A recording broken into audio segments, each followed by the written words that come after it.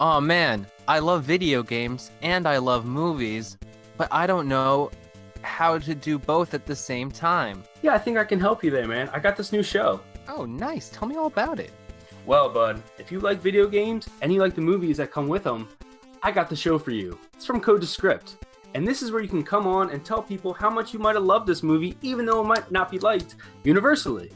So if you like a movie and a video game and you want to talk about it, hey, come in and rant. You can yell at me, take out your anger on me, and I'm going to help you therapeutically get through it. Wow, this sounds like a co-op for the ages, here on Odd Shape Channel. Tune in.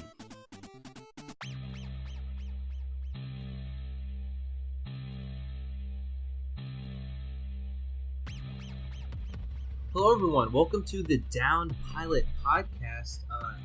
It's your friend Tom, along with my trusty sidekick Eric Assenmacher. How you doing, buddy? I'm doing okay. How about you? I'm doing great. And this week we have the pleasure of discussing the American revitalization, or reboot, remake.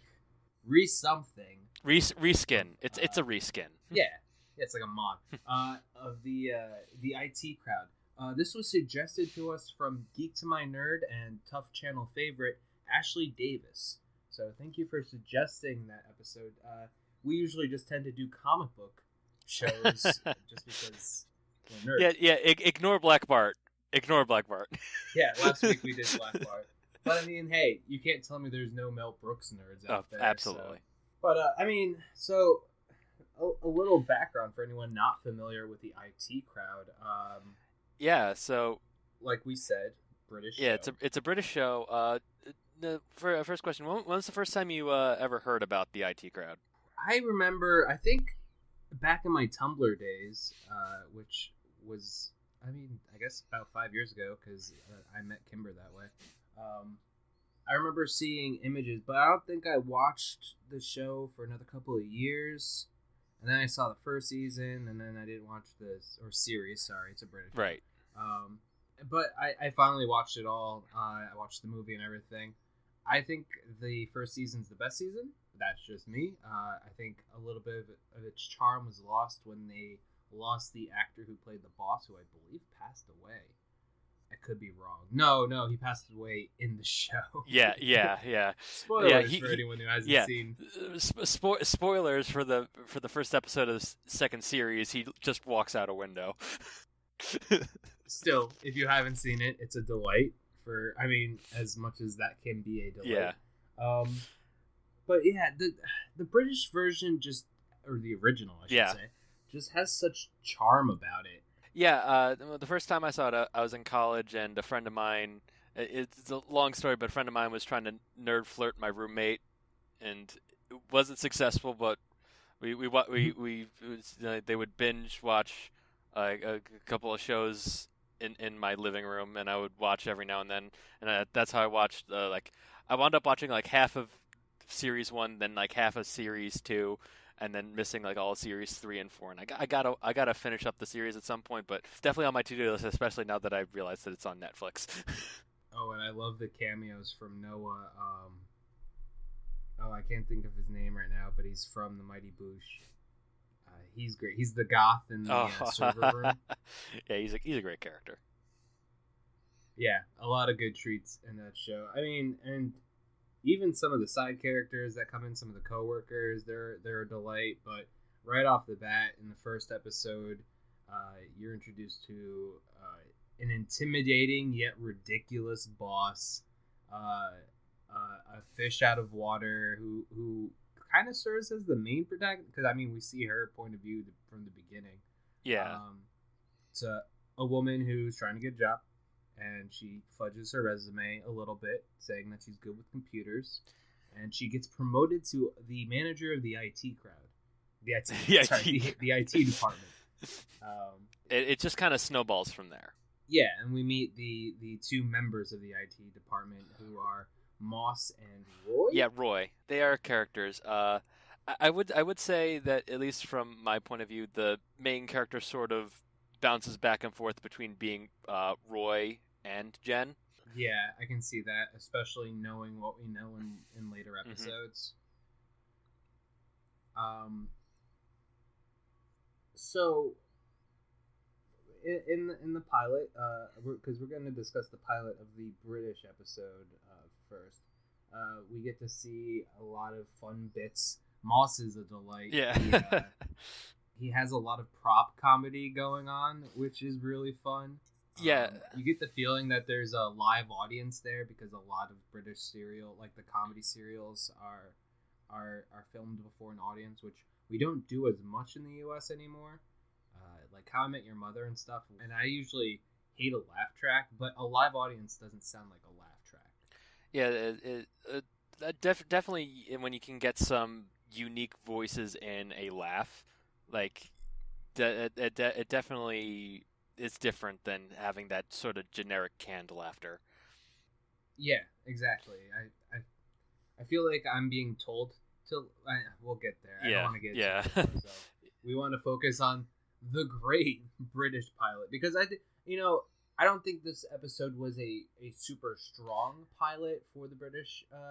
So sort of like what I was saying before we hit record. The second episode of the British series is I think it's a much stronger episode. It's the episode with the with all the stress, and Denham is so hilarious in that episode. Just trying to induce stress in Jen at the very end, and just all the different things with like the fire and Moss sending an email to get emergency services. It's and the Made in Britain. Yeah, the Made in Britain stuff. It's so funny. It's so funny. Yeah, I agree. I think the second episode's much stronger, but still, like I think it was successful in wanting me to get to the second episode. I was interested enough in Moss alone to want to get there. I mean, I don't really like Rory as a character, but I don't think you're supposed to like. I'm not Rory. I'm sorry, Roy as a character, but I don't think you're supposed to like him. Not until like you think he becomes more of like an underdog later on in the series. Yeah. Well, I would say like I start off kind of enjoying Roy's like sort of almost carefree attitude, which is one of the things that we'll probably have to talk about when we actually get to the pilot that we're discussing today, which is the U.S. version of this pilot. Yeah, so let's get into the background on that a little bit. NBC decided to take this up. It had the show's original creator. I have the name here, but I forgot what it was. The original creator, he claims that while he was the executive producer, he didn't have any creative control over the pilot, which sounds to me like an excuse. This was the first attempt of rebooting this from NBC. NBC would try again later, and we have some great news for you to follow up our dissection of this episode. But, I mean, there's not much behind it. We have a returning cast member. Moss is back from the British version, which, again, my favorite part, and I think a lot of fans' favorite parts, which is why he probably came back. Yeah. But we also have Joel Mchale as Roy, and I didn't recognize the other two actors. Actually, I did recognize the boss replacement, but I couldn't place him. Right. And yeah, it don't matter quite as much. Yeah, there's not really much to say because, unfortunately, a lot of and I don't think it's anything to do with the talent. I think Joel Mchale is a good performer and a good comedian and a good actor. But these all seem to be like really poor carbon copies of like the originals. Like even Moss felt a little flat. Yeah, it's like it definitely felt like Moss's actor's like, I have to do this again. I've already done this story. He did an interview where he regrets it now that he did it, but he's like, for me it felt like it was a play and that the actors had to switch out. So like it was him doing Mhm. everything over again like a play, and that he just had to work with new actors. But he still felt like it was a very weird experience.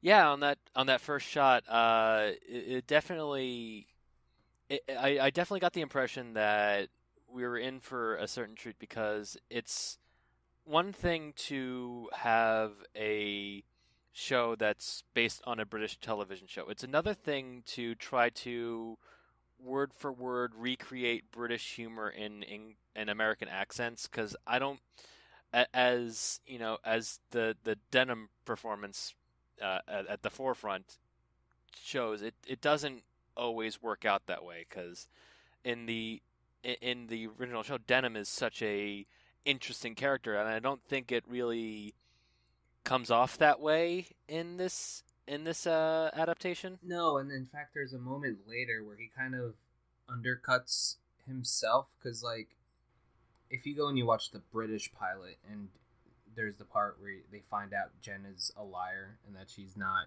actually. Yeah, she says she is, and she goes back. They go up. I absolutely want to talk about this difference. Yeah, and it's a glaring difference. oh, for sure.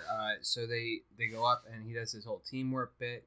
They get pushed out of the door, and then he goes, cancel all that stuff I did about firing everybody. I just wanted to keep the IT department in line. And, like, I guess that's sly and cool of the boss to do, but when you're comparing Yeah. it to the original character, he was serious, and that's what made his character so Yeah. fun and, like, weird. And like I said, he was interestingly intimidating.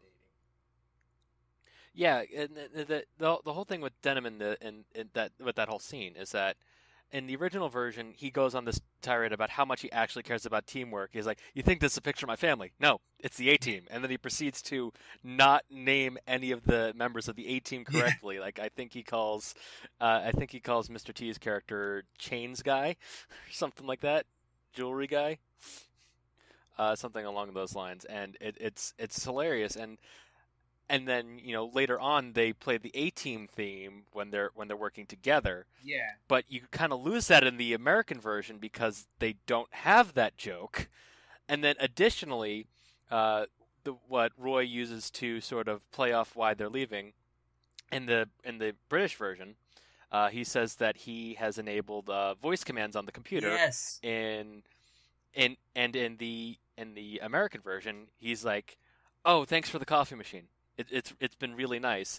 And then because of the whole different direction they're taking with Denim's like, "Yeah, we need to get that coffee And machine." why? for them." Like, that joke Which fell is so such flat. it's yeah, and but on the other end of that, it's like with the loss of the voice activation of the computer, we lose such a great Denim moment.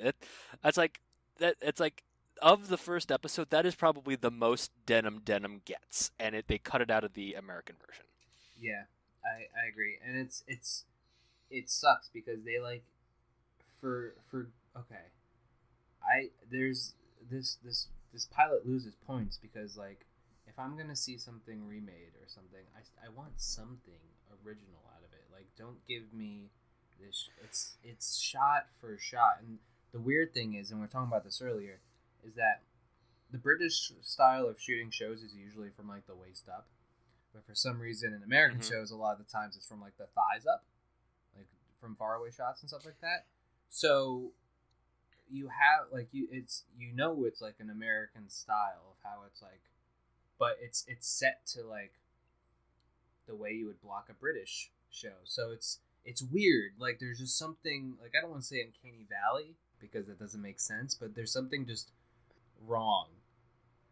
I was saying that it felt like Joe Mchale was put in front of a green screen of the original show and like, I feel bad for him, man. It feels like they didn't give him any opportunities to do his own thing. Yeah, and that is another thing about I want to talk about the Joel McHale whole thing because I'm actually a big fan of the way Chris O'Dowd plays Roy, especially when you compare the two party scenes. Because Chris O'Dowd plays the "what story did you tell?" like really sort of over the top, and it's really like you could tell that he really did not want that story to get out. But in the U.S. version, it's just like, oh man, you told that story? Ah, darn it. And That's not the story I wanted you to tell. But like you can physically see the devastation on Chris O'Dowd's face that Moss told that story. now they also do, yeah, it's weird because like they also kind of undercut that joke too, because if you're doing the comparison of how that joke plays out once the credits roll, because Moss is like, oh, you know, those prostitutes were actually very sweet and nice, like that was a good day at the carnival or in this Floridian amusement park, or Floridian, sorry. And in the original, in the British one, it's just old ladies. It's like, you know, some like plump, mature old ladies. Nothing wrong with that. And I'm not saying there's anything wrong with what they did in the American one, but I felt like they put them with obvious transgender or cross-dressing prostitutes, and it feels like that's supposed to be a punchline. And I didn't really appreciate that. That's like a very 90s thing that like you may have gotten away with, like Chandler's dad. But like, come on. That's not something you really should have been getting away with in 2007. No, not at all. And like, there was nothing wrong with the original joke. Because like, it wasn't offensive. Yeah. You know what I mean? Like, it was almost like these sweet, like, almost like substitute for grandchildren were taking their grandmas out. You know what I mean? Because they were, but like, they just made it seem like, oh, look, they're guys in drag or they're transgender. Like, let's put the laugh track over. Like, it just made me uncomfortable. I did not like. Yeah, it was. It was definitely an odd choice, and let's talk for a moment, because we've talked about, you know, the differences between Roy, the differences between Denham. Let's talk about the differences between Jen. I'm not. It's like she. I like British Jen just a lot more. She's got a different energy to her. You know what I mean? Because I keep going back to, like, all right, Tom, you're obviously biased. You saw the British one first. You already know the jokes because they're the same jokes. Like, if you had to watch this the first time, would it be that bad? And it felt like, when I was watching it, knowing what I know, it felt like this Jen was doing an impression of the other Jen. But... Yeah, but, like an impression, but like not an accurate impression. She was trying to do it. But I also was like, okay, let me try to like dissect this. Is she a bad actor because her character is a bad actor and she's just getting away with this? Like, I think I was trying to find loopholes for Jen, but honestly, she's just like, okay, they didn't change Roy's avatar in the intro. They didn't change Jen's either, but you didn't notice. Yeah, because it's other than like her hair being blonde, she, you know, dresses very similar. She, you know, similar body type. It's just you wouldn't have noticed. No, like honestly, if besides the accent, I may not have been able to tell them apart. I mean, granted, I'm not a big super fan.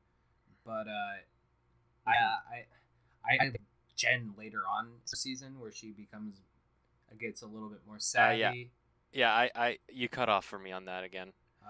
But so it's hard to judge these characters on the first episode. Besides Moss, because what you get with Moss, you get consistently. But I even felt this rendition of Moss was just some of the jokes just weren't like, and there was I think I wrote down one joke that I liked, and it was that the one thing with the Moss, before you go into the one joke you did like, I feel like they went a bit harder in the ear spray joke than they did in the original. Like, I think they brought it up like one or two more extra times over the course of the episode. Yeah, it was kind of like I could be mistaken. But... his tagline. It's like, oh, you made a mistake. Yeah. Ear spray. yeah, it's like it just felt And sort of I was odd. wrong. It wasn't a joke that I liked. It was a But- joke that I didn't like, but I had to write it down. So Moss Okay, points what- out what- that what he's was this from joke? Britain. And is that supposed to be clever? Like the way he did it, where he's like, "Well, where I'm from, blah blah blah," camera nod. Like it felt very placed, and I hated it. The coffee machine gag was really dumb. It was only in there because they had to rewrite that one line, like you were saying. See, another joke that they took out from the original one is like Moss gets a package early on, and it's two versions of the same Harry Potter book, the adult version, the child's version, and he's like, I just want to make sure that it's the same story for both. And I'm like, yeah, that's a nice, easy, early way to establish Moss as a character, and it's kind of lost, possibly because It was weird that for the amount, like, for being shot for shot, there was a lot of, like, jokes that didn't make the cut. And I don't know if that was because they're like, oh, well, will Harry Potter, is that not relevant anymore? Harry Potter is still relevant today. I think it would be I relevant agree. in 2007. Me and Kimber were discussing, like, yesterday whether or not Ginny gave Harry Potter a love potion, and that's why he married her, because I don't see the appeal. Well, but books are a different thing, but definitely in the movies something funny happened in the movies. Yeah, that was pretty much the conclusion we came to too. All right, so we're running out of time. Thank God, because I'm running out of things to say about this. In fact, I need a palate cleanser, and so we're introducing, well, not a new category. This is something we've done here and there on the podcast before, but we wanted to get some of our viewers and listeners. This is a podcast, audio only, so we don't have viewers per se, but thanks. I don't know what I'm talking about. We're going to be doing a pitch segment. Yeah. Where somebody takes turns, they try to improve it, and we want you guys to name the segment. The name of the segment will change week to week, and this week's name for the segment is Pitch a Tent, which was not submitted, but I know our good friend Sam Catlin is a fan of that phrase. And if you want to suggest your own title for the next pitch, you can tweet us with a hashtag pitch, double pitch. We'll check that out. So, Eric, you're up to bat. Yeah, because I started this thing off, then you handled Black Bart. I'll pitch this one. So I got a decent idea on definitely how I would pitch a better version of this pilot. So once again, I wouldn't do the pilot as the pilot. I think I would start off with Jen just already being the incompetent manager, and just essentially start off with episode 2. Because like I said, it's just a much better episode. Also, with that plot, we could probably explore a lot more with the difference between the Chris O'Dowd performance and the Joel Mchale performance. Because with Roy's story in that, it's not very plot relevant with what he's doing, so it'd give a lot more of room to play with Joel Mchale. He could be more Joel Mchale in with when they're in that presentation, listening to the stress guy talking. All of this probably doesn't make sense if you haven't watched episode 2 of the IT Crowd, but if you haven't, just go watch that because it's a great episode. But yeah, I like what you're saying. It would make sense to kind of skip because unfortunately I enjoy British humor. I like the kind of dry, it doesn't spoon feed it to you, where in this way it did still feel kind of spoon fed. I don't like that. But to start it off where they're already past the teamwork phase, and you can learn who these characters are through how they handle stressful situations, as opposed to just meeting them on a day where nothing's really going on. Yeah, and also with like Jen's story, Jen could be, you could definitely handle some sort of commercialism sort of aspect with that. Doesn't necessarily need to still be the shoes, I would say, but definitely handle some sort of, like, maybe there's like a real, like in this one of the differences between the versions is that in the US version her purse gets stuck in the elevator. Maybe she'd be looking for a new purse or something instead of shoes that don't fit. One of my favorite bits from the first series, I think it was the first one, is when Roy gets stuck under a desk. I think that would have been a great way to start this. Like, I have no problem with them taking bits from, like, obviously you're gonna do homages and like take the good jokes and twist them around, make them more relevant for an American audience.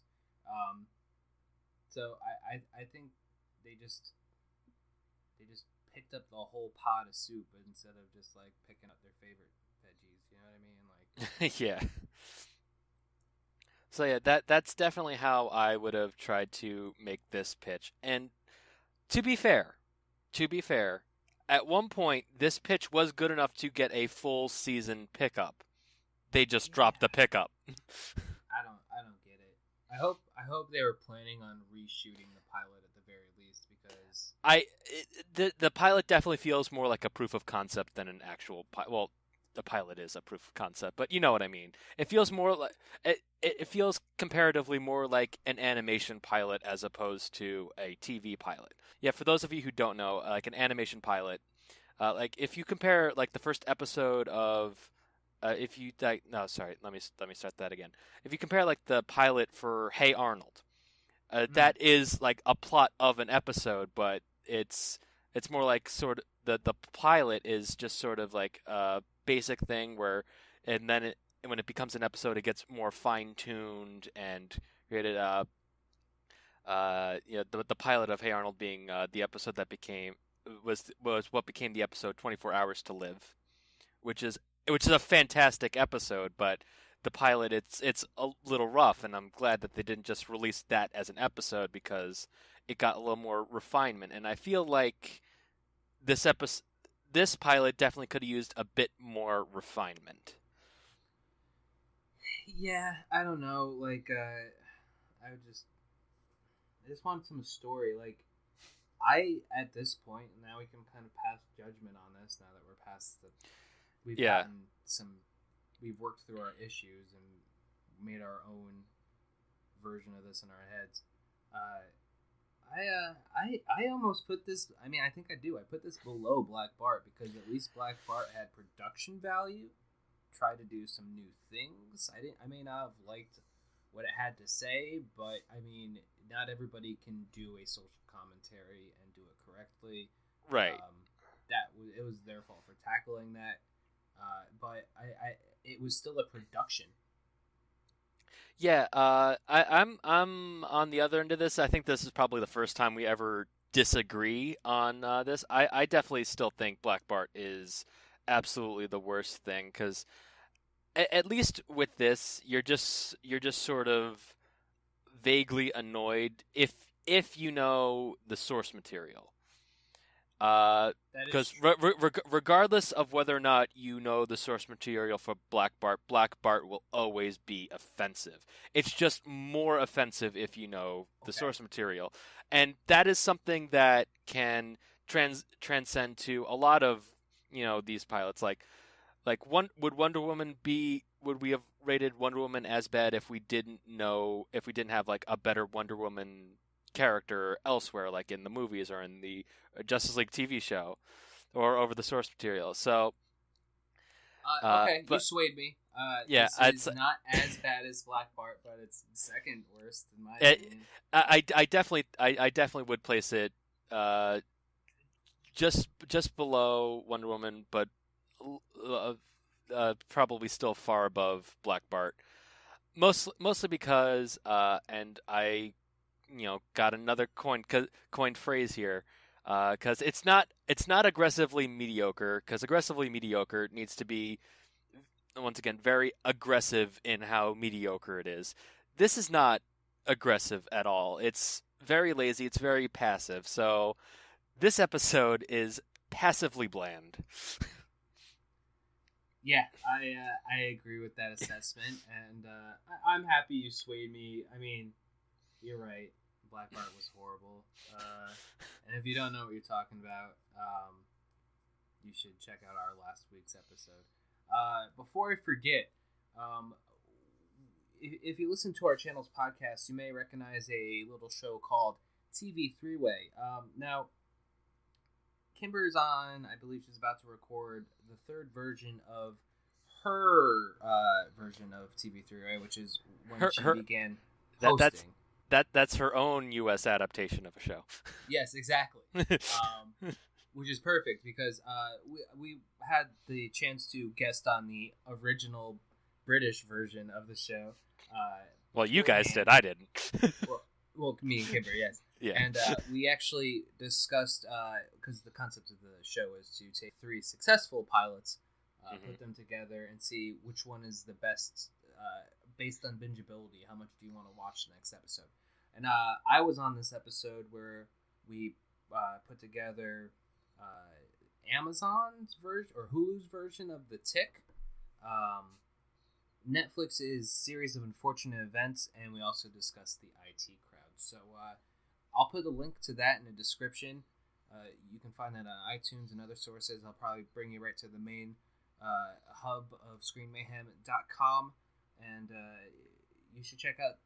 I think they have like another 4 or 5. I'm not exactly sure, but there's a bunch of other episodes before Kimber got on there, and you check them out because hey, we're on those too, and there's some other great guests as well. So definitely check that out. All right, I think we're just done, right? Yeah. There is one thing that we do need to talk about is that they are. Oh yeah. Trying another time. Number 3. This is technically the third time that they are now trying to bring the IT crowd to the U.S. audience through another remake. I believe the creator actually has a bigger hand in this version than the Joel Mchale version. So, in fact, he said, and I quote, "This will feel nothing like the original." Yes, which is actually despite what you might guys think, that's actually a good thing when it comes to this sort of stuff.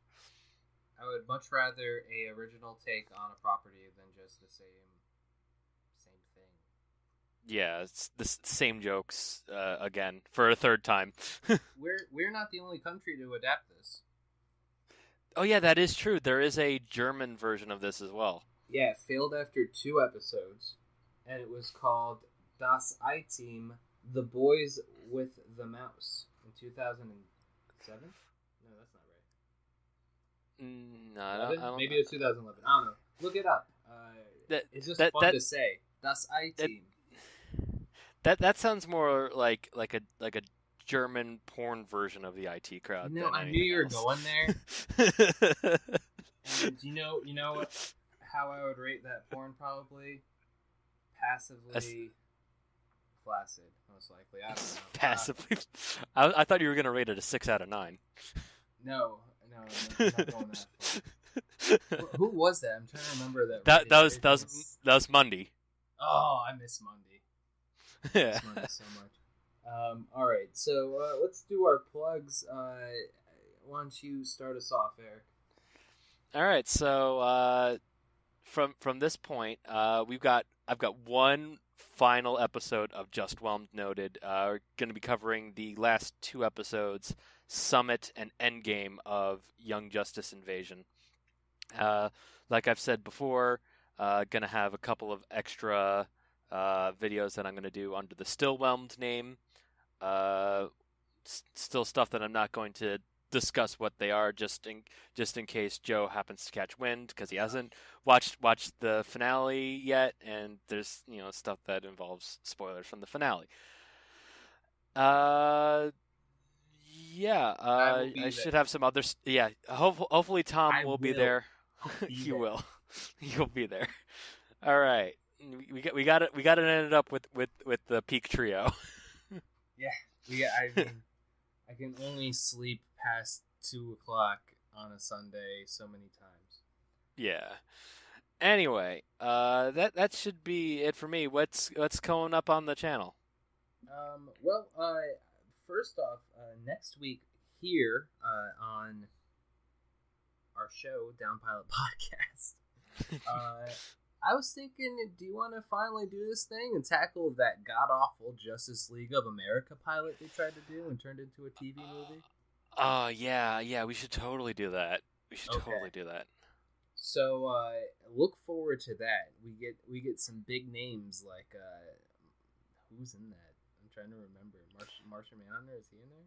I know there's a Green Lantern. There is a Green Lantern, but not anyone that you would think of off the top of your head.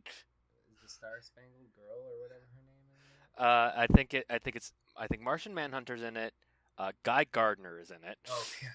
The best Green Lantern. Everybody's favorite Green Lantern in the 90s, Guy Gardner. The one who got one hit KO'd by Batman. Yeah, also Fire and Ice and The Flash. And the Atom. Oh, yes, everyone's favorite, the Atom. Well, I like the Arrowverse Atom. I like Brandon Routh's thing. Interpretation of him, because he's basically just Ted Cord. Yeah, I mean, I don't mind him. He's like cheesy Bruce Wayne who's bad at being Batman. Yeah, but like I said, he's in Arrowverse. He's literally Ted. He's basically Ted Cord because he was cast as Ted Cord, but they had to go a different direction. Oh. Yeah, fun fact. Half the time I forget he's not Superman. So. Yeah. Anyway, that's enough about the Arrowverse. But yeah, here on we're not here. Yeah, we're not supposed to talk about stuff that actually passed pilots. Well, there is a show I did mention before here on Odd Shape Channel and on Screen Mayhem. It's our little baby collab project that is hosted by Kimber Barrett and Matthew Whitaker, called TV Three-Way, where they do discuss successful pilots. We also have our flagship show, Odd Shaped Panel, our call-in discussion. We just did a spotlight episode last night on Stanley Kubrick and his work, so if you're into that kind of thing, check it out. I'll put a link to that either in the card or down the script as well. I'm sure it was fantastic. I'm sure it was too. At least I hope so.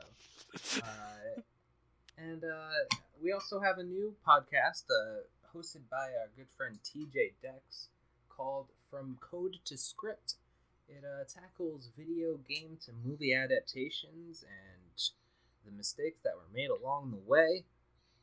We gotta get you on there for an episode for sure, Eric.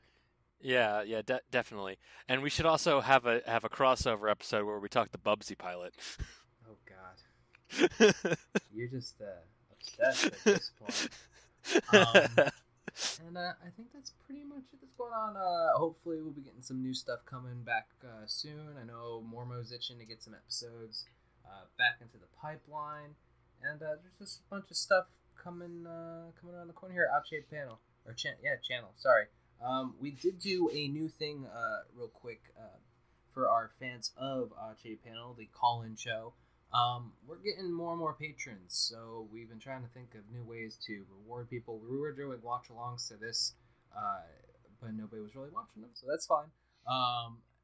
We heard you.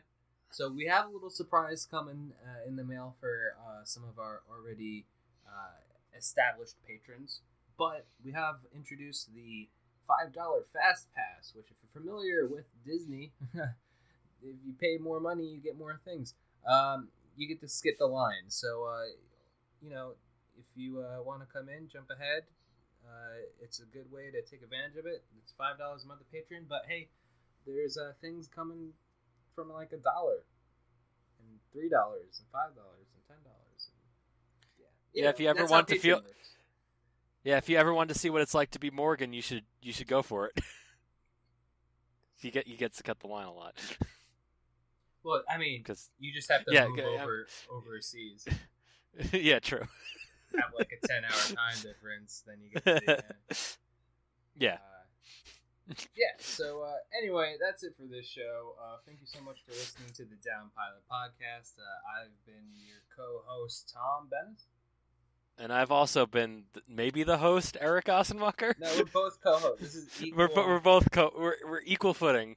I think whoever starts the episode is the host, and then the other person's the co-host, and we switch. So we just need like a revolving door that has names on it. Hopefully, I'll have like music or something playing over this. So it's more important. Yeah, if we had an office, we'd literally we'd have a nameplate, and we'd literally hit it and spin and just go between our names. Yeah, we'd have the guy who made the license plates for the Mach 5 do our doors. Anyway, that's been our show. We've gone a little off topic, but there wasn't really much to actually talk about the episode. No. Anyway. Nope. Bye. See you guys next week. Justice.